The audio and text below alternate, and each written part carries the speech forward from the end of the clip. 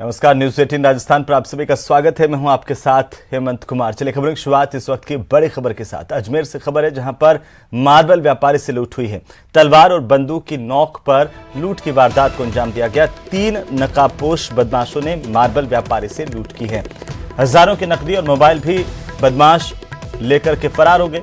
गोदाम का शटर बाहर से बंद करके लुटेरे फरार हुए हैं। किशनगढ़ के हरमारा रोड प्रकाश मार्बल गोदाम की घटना बताई जा रही है। मार्बल व्यापारियों में इस घटना के बाद से दहशत मची हुई है। लुटेरों की तलाश में गांधीनगर पुलिस जुटी हुई है। अजमेर में मार्बल व्यापारी से लूट की वारदात को अंजाम दिया गया।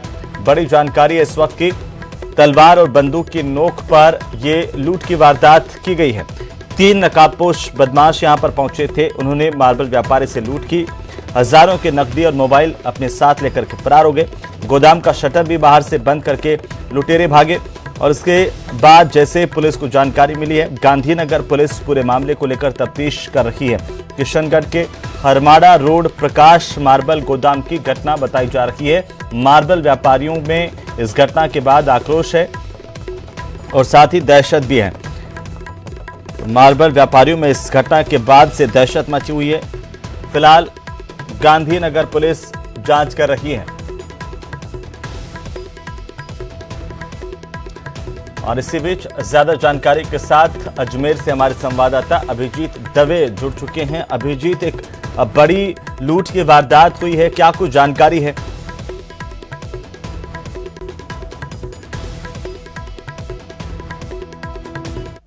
अभिजीत, आप मुझे सुन पा रहे हैं?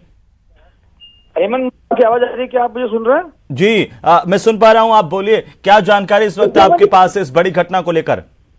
देखिए, पुलिस अभी तक आरोपियों की तलाश में जुटी हुई है, लेकिन इस पूरी घटना ने एक बार फिर जो मार्बल एरिया के कारोबारी हैं उनके अंदर भय और डर का माहौल बना दिया है। क्योंकि जिस तरीके से हथियारों से लहराते हुए ये आरोपी पहुंचे थे, जिनके हाथ में तलवार, चाकू और बंदूक थी, उसकी नोक पर उन्होंने इस पूरी लूट की वारदात को अंजाम दिया है, वो बेहद गंभीर वारदात के रूप में निकल के आई है। आला अधिकारी जो पुलिस के थे वो रात को ही घटनास्थल पर पहुंच गए थे और तमाम जो सीमाएं हैं, खासतौर से देखिए किशनगढ़ जहाँ पे ये वारदात हुई है उसके कुछ ही किलोमीटर आगे जो है जिले की सीमा बदल जाती है। तो लिहाजा पुलिस ने अंतर जिला सीमाओं को भी जो है वहां पर अपनी नाकेबंदी लगाई थी, बढ़ा दी थी, मुखबिर तंत्र को भी बढ़ा दिया है।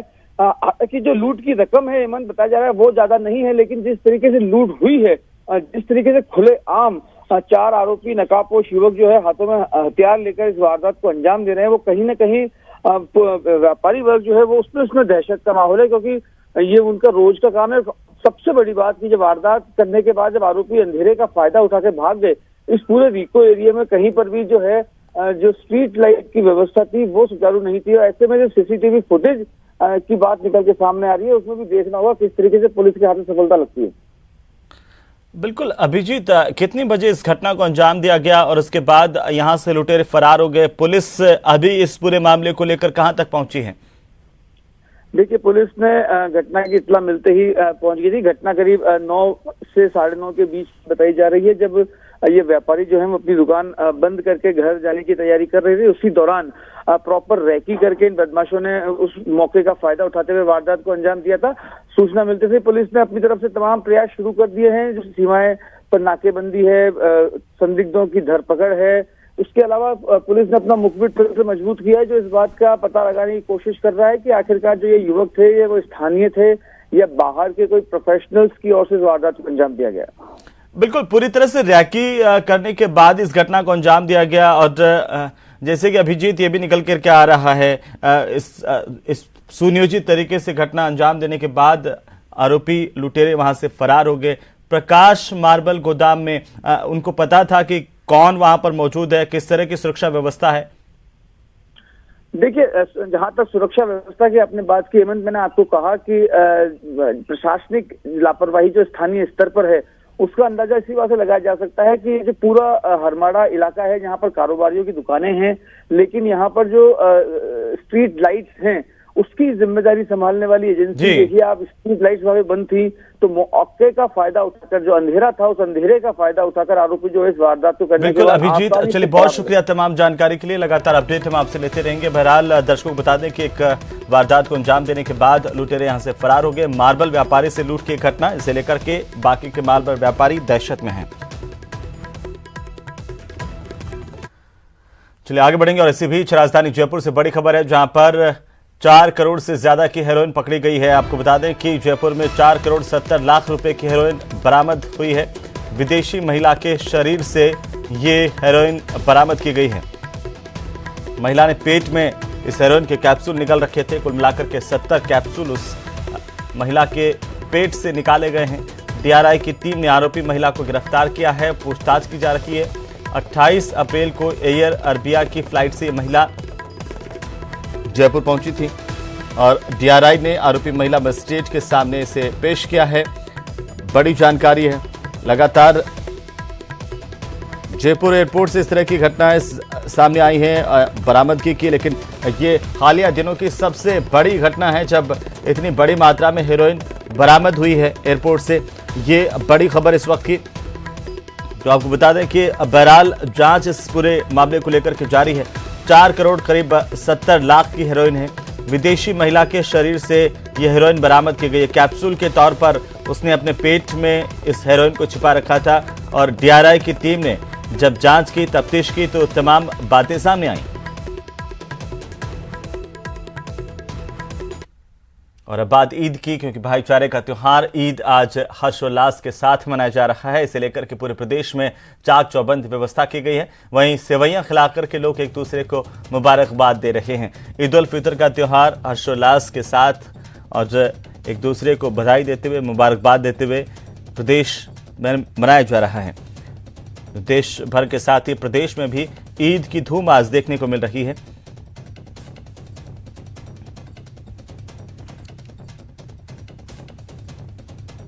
और ईद की खुशियों को बताने के लिए हमारे सहयोगी जयपुर से अरबाज अहमद हमारे साथ जुड़ रहे हैं और साथ ही साथ अजमेर से चंद्रशेखर हमारे साथ हैं। एक एक करके दोनों का रुख करेंगे और सबसे पहले राजधानी जयपुर का रुख करते हैं। अरबाज हमारे साथ हैं राजधानी जयपुर से और साथ ही अजमेर से चंद्रशेखर हमारे साथ हैं। अरबाज, अगर आप मुझे सुन पा रहे हैं, आज ईद उल फितर का त्योहार किस तरीके से सेलिब्रेट किया जा रहा है, मनाया जा रहा है राजधानी जयपुर में, अगर हम बात करें?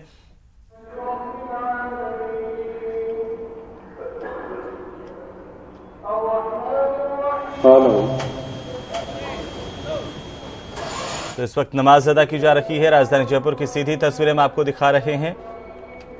ईद की नमाज इस वक्त अदा की जा रही है। सहयोगी अरबाज हमारे साथ जुड़ चुके हैं। अरबाज, तस्वीरें भी दिखाई और बताइए किस तरीके से आज ईद उल फितर का त्योहार मनाया जा रहा है।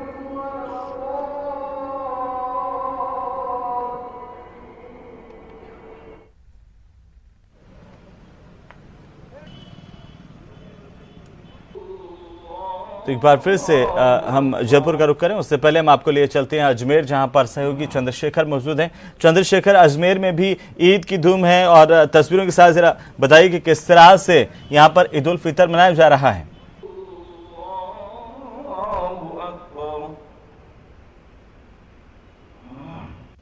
चंद्रशेखर, आप मुझे सुन पा रहे हैं? चांद था उसके बाद से ही जी जो मुस्लिम समुदाय है बिल्कुल ईद उल फितर जो है वो रात से ही जब चांद दिखा उसके बाद से लगातार एक दूसरे को बधाइयां देने का दौर शुरू हो गया था। हम आपको बताएंगे कि ये इस वक्त हम मौजूद हैं अजमेर के ईदगाह में, जहां पर मुख्य नमाज जो है वो अदा की जाएगी। सुरक्षा की भी पुख्ता व्यवस्था की गई है। डॉग स्क्वाड मौके पर पहुंचा है, पुलिस के आला अधिकारी जो हैं वो मौके पर पहुंचे हैं और जो सुरक्षा है उसको चाक चौबंद करने का काम किया जा रहा है। साथ में ही हम आपको दिखाना चाहेंगे कि जो अंदर नमाज अदा की जाएगी, मुख्य नमाज जो अदा की जाएगी, उसके लिए भी छाया की व्यवस्था जो है वो की गई है। टेंट लगाए गए हैं जिससे कि भी नमाज जो अदा करने आएंगे उन्हें किसी भी तरह की परेशानी ना हो। बिल्कुल, और रमजान के 30 रोजों के बाद ये ईद का जो त्योहार है, रोजेदारों के चेहरे पर भी खुशी लेकर के आया है। चंद्रशेखर,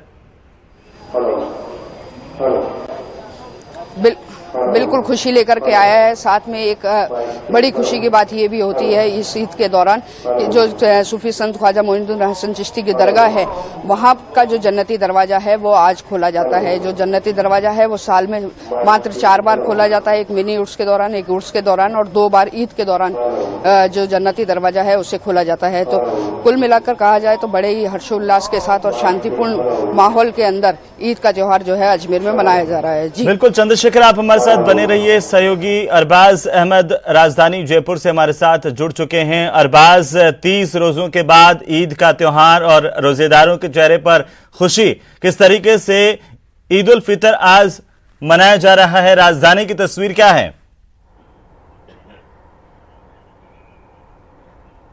जी बिल्कुल हेमंत, मैं आपको बताना चाहूँगा, ईद यानी जिसे खुशी कहा जाता है, वो खुशी जो 30 दिन की कुर्बानियों के बाद में जो 42 से 40 डिग्री के टेम्परेचर में रोज़ेदारों ने यहाँ पर रोज़े रखकर, मैं नमाज का नज़ारा दिखाना चाहूँगा। सबसे पहले आपको जामा मस्जिद में आप देखिए ईद की नमाज अदा कर दी गई है, सलाम फेरा जा रहा है और जो रोज़ेदार हैं वो आज अपनी खुशियाँ मना रहे हैं और ये ईद इनका इनाम है कि आज यहाँ पर तमाम लोग जमा हुए हैं, लंबी कतारें हैं। कैमरामैन दिलीप चेची से कहना चाहूँगा कि वो ये नज़ारा आपको दिखाए, काफ़ी दूर दूर तक यहाँ पर नमाजी पहुंचे हैं। एक लंबे अरसे बाद जयपुर में ये नज़ारा देखने को मिल रहा है। आप देखिए कि कोविड के 2 साल के दौरान बहुत ही पाबंदियों के बीच नमाज अदा की गई थी, बहुत लिमिटेड लोगों को इजाज़त दी गई थी और आज आप देखिए कि काफ़ी लंबी जो है कतारें मौजूद हैं। यहाँ पर नमाज अदा की गई है। अभी मुफ्ती जो सैयद अमजद अली है जामा मस्जिद के इमाम, उन्होंने बाकायदा अब ईद का खुतबा शुरू कर दिया है। हमारे साथ में जामा मस्जिद सदर जो है कमेटी के वो मौजूद हैं, नईम साहब, उनसे बातचीत करेंगे। सर, ईद की नमाज अदा की गई है, किस तरह से आप इसे देखते हैं, क्या मैसेज आप देना चाहेंगे?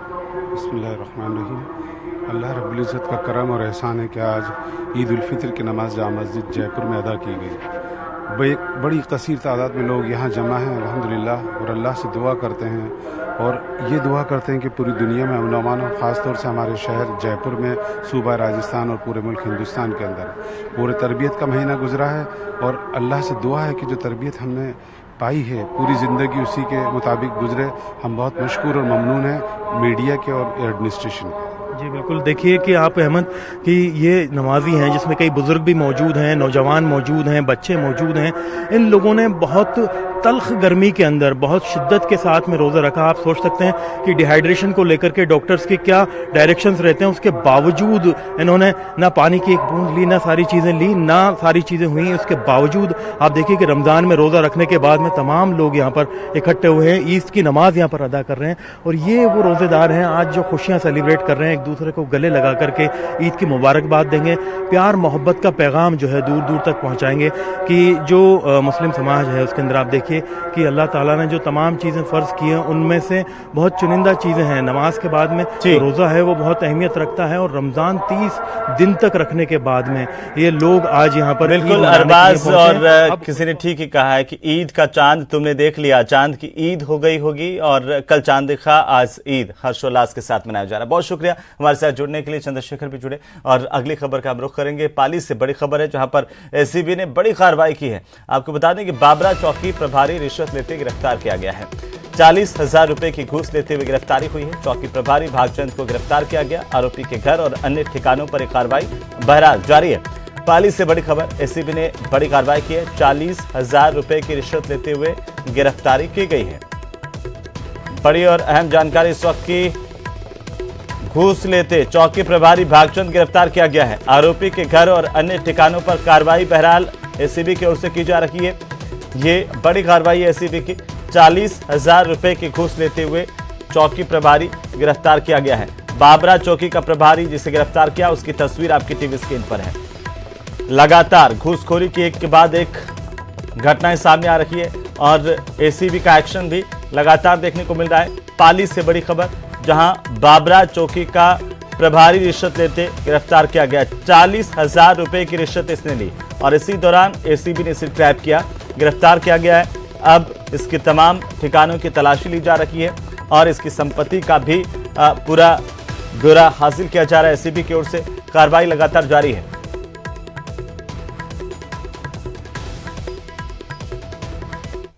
चलिए आगे बढ़ेंगे और इसी बीच बीकानेर से बड़ी खबर है। बीकानेर के लूणकरणसर से खबर, जहां पर बस और ट्रक में जोरदार भिड़ंत होने की जानकारी सामने आ रही है और इस हादसे में 13 लोग घायल हुए हैं। प्राथमिक उपचार के बाद 8 घायलों को बीकानेर रेफर किया गया है। ओवरटेक करते वक्त ट्रक से बस टकराई जिससे हादसा हुआ। टाइगर फोर्स की टीम यहां पर मौके पर पहुंची, घायलों को अस्पताल पहुंचाया गया। लूणकरणसर के बालाजी नगर कॉलोनी के पास ये हादसा हुआ। बड़ी खबर, बीकानेर के लूणकरणसर में हादसा हुआ है। बड़ी और अहम जानकारी इस वक्त की, कई लोगों के घायल होने की खबर मिल रही है। 8 लोगों को बीकानेर रेफर किया गया है, जहां पर उनका इलाज शुरू किया गया है। दरअसल बस और ट्रक में भिड़ंत हुई है, 13 लोग इसमें घायल हुए हैं। तो बस और ट्रक आपस में टकरा गए, जिससे हादसा हुआ। 13 लोगों के घायल होने की बहरहाल खबर मिल रही है, जिनमें से 8 घायलों को बीकानेर रेफर किया गया है। जानकारी के मुताबिक ओवरटेक करते हुए यह हादसा हुआ है। ओवरटेक करते वक्त ट्रक से बस टकरा गई, जिससे हादसा हुआ है। टाइगर फोर्स की टीम मौके पर जानकारी मिलते ही पहुंची, घायलों को अस्पताल पहुंचा गया। लूनकरण सर के बालाजी नगर कॉलोनी के पास ये हादसा हुआ है। उधर जोधपुर से बड़ी खबर है, जहां पर जोधपुर में झंडा लगाने को लेकर के विवाद सामने आया है। जालोरी गेट पर झंडा लगाने का विवाद हुआ है। दोनों समुदायों के लोग झंडे को लेकर आमने सामने हो गए। दोनों समुदाय के लोगों के बीच में पत्थरबाजी हुई है। मौके पर पुलिस का जाब्ता पहुंचा। पुलिस ने लोगों को मौके से खदेड़ा और हल्का बल प्रयोग भी किया है। तस्वीरें आपकी टीवी स्क्रीन पर हम दिखा रहे हैं। न्यूज़ 18 राजस्थान पर सबसे पहले सबसे तेज वो तस्वीरें। जोधपुर में झंडे को लेकर के विवाद हुआ। देर रात को स्थिति बिगड़ी। पुलिस ने जालोरी गेट चौराहे के सभी रास्तों को बंद कर दिया है। ये तस्वीरें आप देखिए, दो समुदाय उस वक्त आमने सामने हो गए जब दोनों में झंडा लगाने को लेकर के विवाद गहरा गया। ज्यादा जानकारी के साथ जोधपुर से हमारे सहयोगी रंजन दवे फोन लाइन पर है। रंजन, क्या कुछ अपडेट है इस पूरे मामले को लेकर के? ये पूरा मामला जो है वो मध्य रात्रि के आसपास शुरू हुआ था, जहां मुस्लिम समाज के जो लोग थे वो जालोरी गेट चौराहे पर झंडा लगाने के लिए पहुंचे थे। और जहां पहले से, हालांकि एक दिन पूर्व ही पुलिस ने अधिकांश झंडे जो परशुराम जयंती को लेकर लगाए गए थे वे हटा लिए गए थे। उसके बावजूद वहां जब ये झंडे लगा रहे थे तो एक युवक द्वारा उनका वीडियो बनाया गया, उसको लेकर के उन्होंने आपत्ति जाहिर की। और वे कुछ बात करते उससे पहले ही जो युवक अति उत्साही नजर आ रहे थे, उन्होंने उन्हीं झंडों में जो डंडे लगे थे उनसे है जो उस युवक के साथ मारपीट की और उस युवक का सिर तोड़ दिया था। उसको देख करके 4 लोग और भी रुके, लेकिन ये मामला यही नहीं रुका। उसके बाद जब उन युवकों को खदेड़ा गया तो फिर ये पत्थरबाजी पे बात आई, पत्थरबाजी शुरू हुई। पत्थरबाजी दोनों पक्षों की ओर से आई। इसके बाद में पुलिस को इत्तला हुई और पुलिस ने मौके पर आकर मोर्चा संभाला। पुलिस ने भीड़ को तितर बितर किया। हालांकि क्योंकि आज महापर्व के रूप में देखा जा सकता है, ईद भी है, आखा तीज भी है, सामूहिक विवाह के भी आयोजन है और वृहद स्तर पर परशुराम जयंती के भी आयोजन लगातार 3 दिनों से जारी है। तो इसको लेकर के पुलिस कहीं न कहीं माकूल बंदोबस्त में जुटी थी। देर रात तक वहां तनातनी भरा माहौल था। दोनों ही पक्षों की ओर से लगातार नारेबाजी हो रही थी। पुलिस का अतिरिक्त जाब्ता लगाया गया था, लेकिन स्थिति तनातनी भरी रही। इसके बाद में देर रात जो जानकारी आई सामने, उसमें दारुल उलूम इसाखिया के जो मुफ्ती शेर मोहम्मद हैं वे भी कई बार आए और उन्होंने आमजन से अपील की। जो लोग बाहर घूम रहे थे उनको वापस अपने घरों में जाने की उन्होंने अपील की। लेकिन कुल मिलाकर के जो माहौल था एक बार अशांति तरह रहा। पत्थरबाजी हुई है। तकरीबन अगर बात करें तो 1 दर्जन से अधिक लोगों को चोटें लगने के जो है वो समाचार आए हैं। इमरजेंसी में कुछ पत्रकारों की भी चोटें लगी है, तो उनका भी इलाज जारी है। तो कुल मिलाकर के ये बताना चाहूंगा कि जो बीती रात, लेकिन रंजन, जो हम तस्वीरों में देख पा रहे हैं, इतनी भीड़ अचानक से वहां पर कैसे आई? जी, निश्चित तौर पर ये एक बड़ा सवाल है सुरक्षा एजेंसियों के लिए भी और पुलिस के लिए भी कि कहीं ये प्री प्लान पूरी साजिशन के तहत तो नहीं किया गया था। अशांति भंग करने का कहीं प्लान तो नहीं था, क्योंकि जो भीड़ वहां मौजूद थी, कुछ युवा आए जरूर थे, गाड़ियों में झंडे और कई सारी चीजें लेकर के आए थे, वहां लगाई गई थी। और उनके बाद जब उनको कोई युवक के द्वारा जब ये सब शूट किया जा रहा था, जो कि अपने आप को पत्रकार बता रहा था, उसके साथ मारपीट की गई है और उसका सर फोड़ दिया गया है। उसके 3 से 4 टांके आने की सूचना है। उसके बाद ये जो पूरा है, जो बवाल विकराल रूप में, क्या किसी पर कार्रवाई हुई है रंजन इस पूरे मामले को लेकर के? पुलिस की ओर से क्या कुछ जानकारी मिली है? किसी को चिन्हित किया गया है?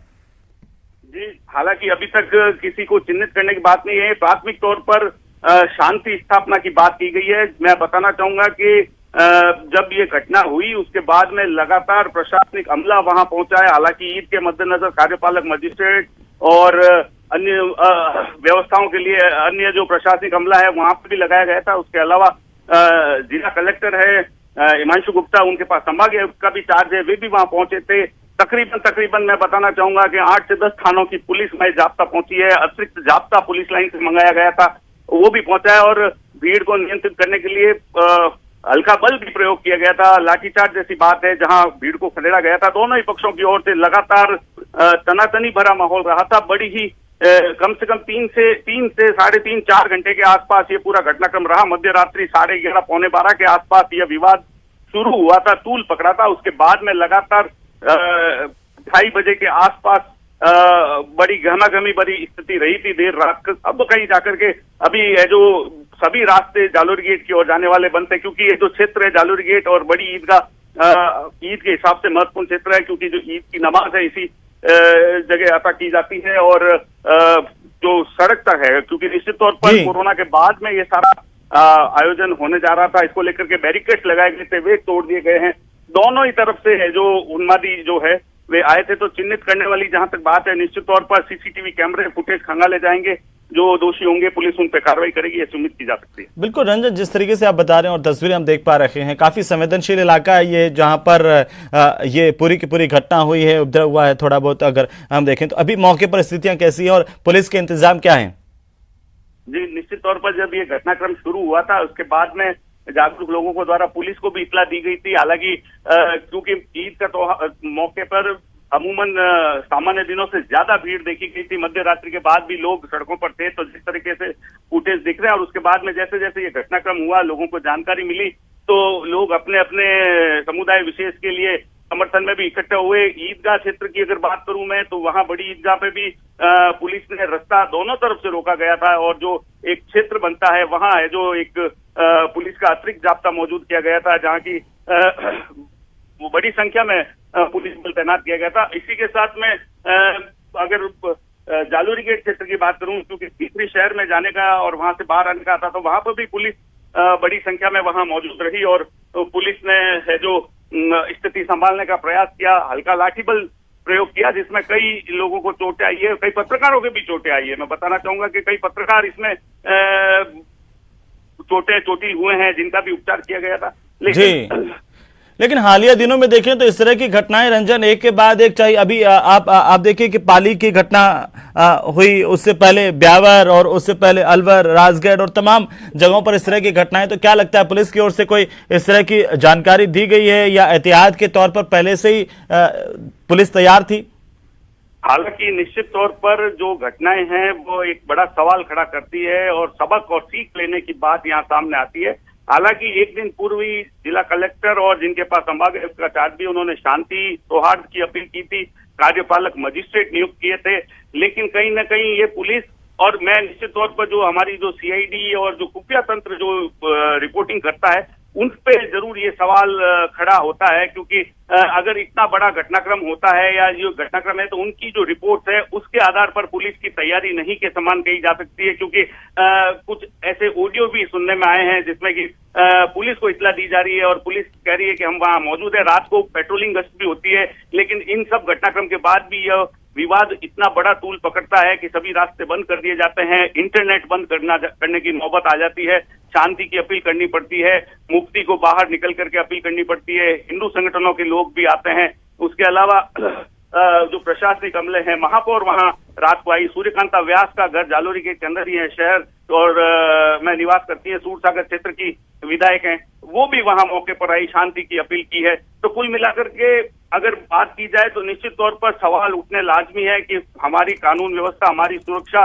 में लगी एजेंसियां की रिपोर्टिंग किस तरह की है, वो क्या है जो रिपोर्ट करती है, जिनका कि असर आम जनजीवन को प्रभावित नहीं करे। लेकिन यहाँ कहीं न कहीं एक बड़ी चूक जो थी वो कहीं न कहीं नजर आ रही है। और जैसा कि आपने बताया कि लगातार पूर्व के राजस्थान के अन्य हिस्सों में भी इस तरह की घटनाएं और सांप्रदायिक सौहार्द बिगाड़ने की जो कार्य हो रहे हैं, उनको लेकर के सख्त कार्रवाई करने की जरूरत थी, और ऐसे संवेदनशील मौकों पर त्वरित एक्शन लेने की जरूरत थी। हालांकि पुलिस ने वहां आई है, खदेड़ा है, दोनों ही पक्षों के लोगों के साथ समझाइश भी की है, लेकिन तब तक घटना घटित हो चुकी थी। बिल्कुल रंजन, लेकिन जहां तक देखिए भीड़ का जिक्र आपने भी किया, तस्वीरें में हम लगातार दिखा रहे हैं कि एक घटना होती है, उसके बाद अचानक से इतनी ज्यादा भीड़ वहां पर जुट जाती है दोनों ही तरफ से। जी बिल्कुल, अपने आप में यह एक बड़ा सवाल है, क्योंकि जो मामले की मूल में अगर जाकर के तय पड़ताल की जाए, हालांकि पुलिस अब सीसीटीवी फुटेज खंगालेगी, लोगों को ट्रेस करेगी, लेकिन यह सब काम अब घटना होने के बाद का है। इससे पहले जब पुलिस, क्योंकि देर रात का समय था और जैसा मैंने आपको बताया कि ईद के मौके पर सामान्य से ज्यादा भीड़ देर रात तक थी। मध्य रात्रि के आसपास का समय था, 11:45 के आसपास यह सब घटनाक्रम देखने को मिला था। उसके बाद में जब जानकारी मिली तो लोग जुटना शुरू हुए। उसके बाद में है जो कहीं न कहीं जाकर के इंटरनेट को बंद करने के आदेश आए हैं। तब तक बड़ी संख्या में, क्योंकि बड़ी ईदगाह जो क्षेत्र है अपने आप में मुस्लिम बहुल इलाका है, तो वहां भी मैसेज बड़ी जल्दी वायरल हुआ और लोग तैयारियों के लिए जुटे थे। पूरी रात की जो बात है वहां, और इसी तरह शहर के भीतरी परकोटे के जो निवासी जो लोग हैं, जिसमें उन लोगों की जब इस विषय की जानकारी मिली तो वे भी है जो जालोर गेट चौराहे पर एकत्रित हुए, जिनको नियंत्रित करने के लिए फिर बाद में पुलिस को हल्का बल भी प्रयोग करना पड़ा। बिल्कुल। और देखिए, चूंकि आज ईद और मंगलवार और साथ ही साथ अक्षय तृतीया, और इस लिहाज से अगर हम देखें और परशुराम जयंती, इस मौके पर अगर इस तरह की घटनाएं कहीं होती है तो क्या इसके पीछे कोई साजिश नजर आती है? क्योंकि जैसे मैंने पहले भी जिक्र किया कि एक के बाद एक अगर पूरी तरह से इन घटनाओं को देखते हैं राजस्थान में हालिया दिनों में ही, तो ये लगता है कि इस तरह से कहीं ना कहीं सांप्रदायिक सौहार्द को खत्म करने के लिए कुछ लोग तुले हुए हैं। इस संभावना से बिल्कुल भी इनकार नहीं किया जा सकता। बिल्कुल आप सही कह रहे हैं, क्योंकि लगातार जो घटनाक्रम एक के बाद एक सामने आ रहा है उसको लेकर के लोगों में भी कहीं ना कहीं रोष है, और दोनों ही पक्षों के अंदर ये बात कहनी पड़ेगी। हालांकि जोधपुर के लिए अगर बात की जाए तो जोधपुर को अपनायत का शहर कहते हैं, जहां अपनापन लोगों को मिलता है, सांप्रदायिक सौहार्द की बात मिलती है, लोग एक दूसरे के त्योहार में शरीक होते हैं। यह जोधपुर की संस्कृति रही है। लेकिन लगातार पिछले कुछ दिनों से और पिछले कुछ वर्षों से अगर देखा जाए तो कहीं न कहीं यह अपनायत कहीं अपना शहर खोता जा रहा है, जिसके कई कारण हो सकते हैं। लेकिन उनमें जो इस तरह की भेदभाव, इस तरह का मनमुटाव और इस तरह की रंजिश जो है वो पहले कभी देखने को नहीं मिली। लोग एक दूसरे के वार त्योहार में शामिल होते आए हैं, लेकिन ये जो दौर अभी देखने को मिला है इसमें कहीं न कहीं यह दूरियां बढ़ाने वाला जो है एक प्रयास कहा जाएगा, और निश्चित तौर पर इसकी जांच होनी चाहिए।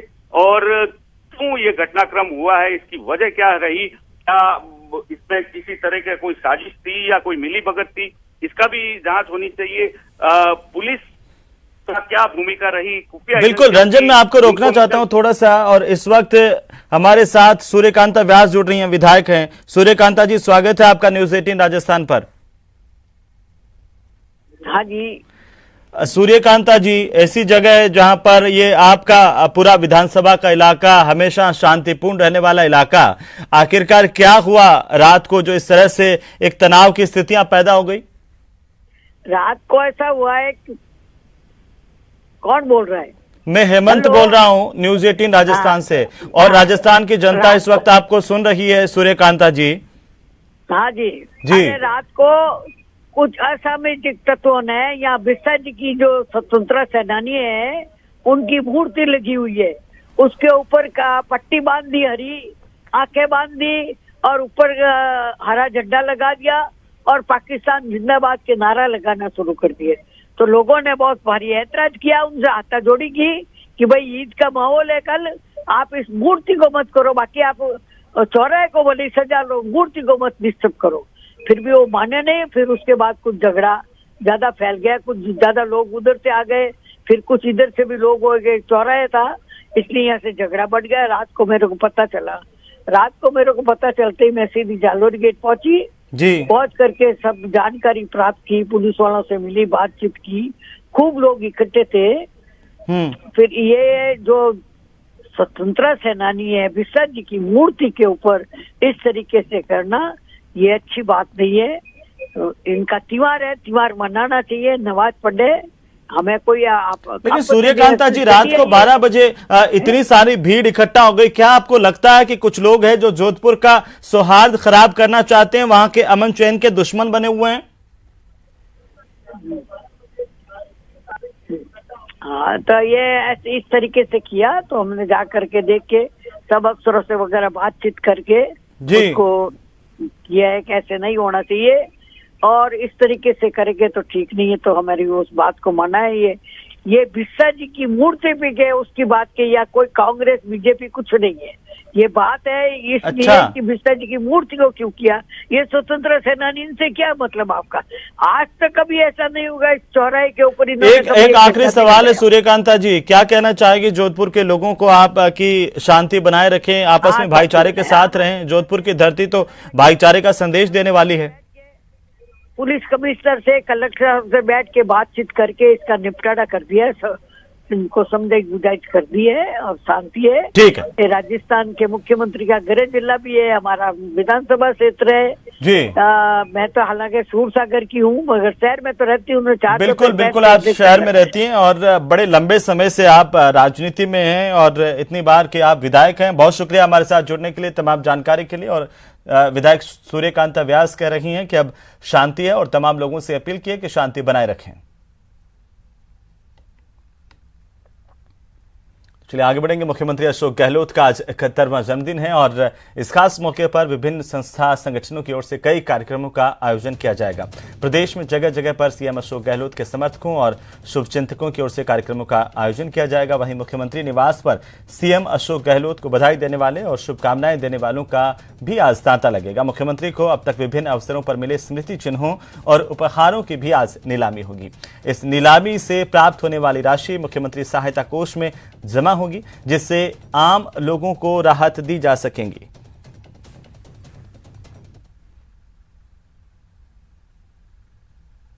और इसी के साथ ही बुलेटिन फिलहाल में नमस्कार।